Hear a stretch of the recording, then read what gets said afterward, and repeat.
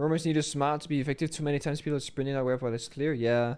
It's why I like Rogue playing the Echo as well for the roam to assist to gain some information to make those decisions. Because back in the early days of Siege, a lot of roamers wouldn't be making decisions. They would either be guessing or blindly acting off instinct. And that's where like game sense gets developed, right? Where players like Citizen, it always feels like he has like a sixth sense. Like he can always tell when an enemy is nearby. That's like game sense you develop over time. Because like think about it, when a round starts and you have like, let's see, like you have like a map, yeah, like a square. You know how long it takes for player X to go from point A to point B. You know that in your head. You know, like if I see Hibana outside a Visa on Consulate, I know she cannot be outside a garage and it's like 30 seconds and gone by the clock. And you know that with every single scenario in the game. If you see a player somewhere, if you hear a player somewhere, you hear cook grenade, like whatever, you will always automatically calculate where someone can be at a given time. Yeah, Windows 11 paint is so ugly, I know. It's all fucking boxy. And like a lot of things go into that. It seems like in League of Legends for skill shots and whatnot. So, and it's hard to build that habit, but I think some players are really good at it. Like Citizen understands so well where enemies are going to be based off when the round started, where they spawned, and what operator that they are. This win to start qualifying. The fact you can switch up the entire attacking lineup is too much. I do agree. When Attacker Repick first got into the game, a lot of pro players were like, oh, you're not really gonna ever attack a Repick, more than like 1 or 2 operators or whatever. But we've seen, like every week basically, that people will do 6 Attacker Repicks. I use blues? No, those are... Yeah, I always thought Attacker Repick is too strong. Like, I think Attacker Repick should be limited to 1 or 2 attackers at most. I actually don't know who's gonna win this one either. I have a hard time predicting EUL in general. Like, I had Heroic winning this game, I have Navi winning the next game, I have G2 beating TT9, and I have Wolves beating Secret. On maps, or? No, I am not a map person these days. I'm not. My only thoughts on maps in general is that the better team should never go to Oregon. I have lost too many games to shit teams on Oregon in my career to have. You want to know what my take is? What is your take? My take about like that map that you go to die on. Yeah. Is really unbalanced maps with really unbalanced sides. Right? Oh, so you would say theme park, or you would say border. Yeah. Because the reason is it's much easier to win that overtuned side, and it's much easier to find small edges in that way. So the better team can't. The difference between the teams isn't exemplified that much, right? So that's the way I see it. I think Oregon's a fine map. I just feel like Oregon has so many.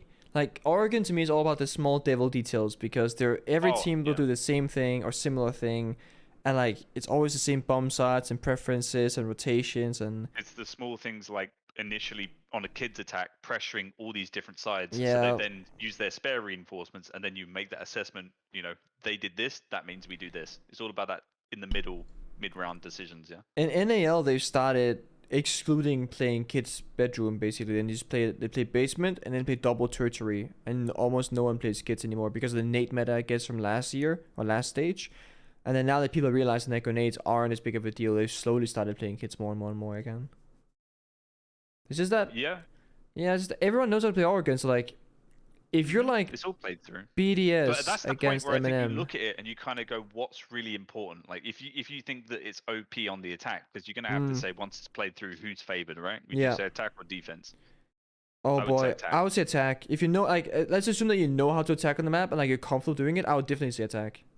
But then, like, the way I would look at it as a coach that loves to do theory crafting, and I'm sure you appreciate as well, like, what you just want to remove something from the attack that just completely makes the attack a dumpster fire. And then you operate off of that basis, and then you play the map that way, and you specialize to play the map in that way. Yeah. You get me? Yeah. Yeah, I mean, that's normally in Oregon what we see is like a lot of Ying bans, because like that's what you brute force to take basement, for example, a lot of teams do. And then a lot of teams, and this is where I feel like teams can improve in general across most regions. Most teams don't really have that many different brute force operators that they bring. Like Beast Coast and NAL, they love the Capital and the Ying. You can ban one of them, the other one comes out. But a lot of teams are like, okay, these guys, they can crotch off the Ying. Ying is gone. Now they don't crotch anything else. Like, we don't really see the multi teams. We don't see Oss as commonly as I would like to see it, for example. Capital is never played. We do have the occasional Blitz Rush, but that's about it. Like, I feel like there could be more value in teams being more flexible to have those brute force operators. True, but like and I agree with that, like being way more flexible makes way more sense. But at the end of the day, if they're brute forcing, just like I said, that's why you bring Warden every single round. Yes, yes. And then you implement other things like, FaZe does with banning Hibana. Now you've enabled impact tricks, and now you kind of have a setup that works into anything that they could bring. And then you could just run the impacts on the roam, which helps the roam, roam operators on and have teacup. impact. And then you just deny the impacts on like kitchen wall, and then you can hold your extension for longer.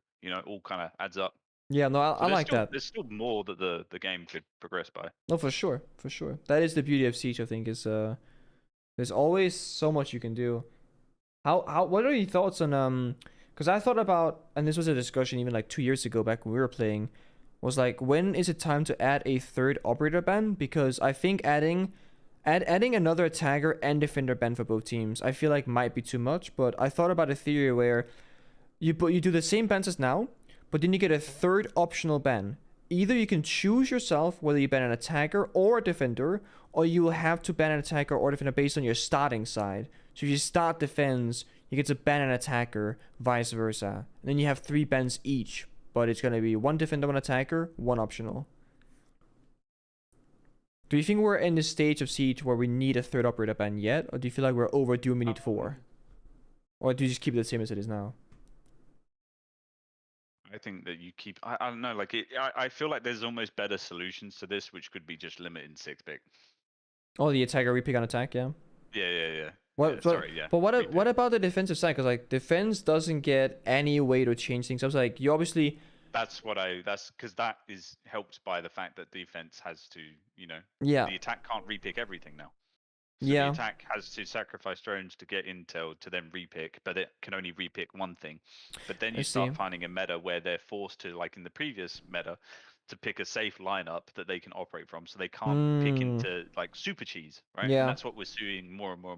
Where it's like they look at the operators and then they play super cheese, and like certain times we've seen.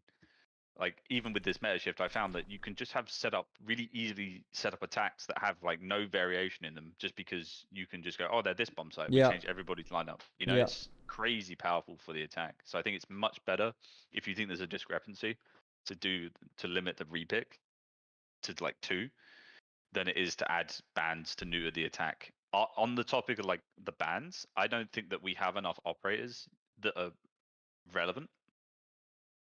So I think we've got good parity between the hard breaches, but do you think that there's parity between Grim, Nomad, and Jack?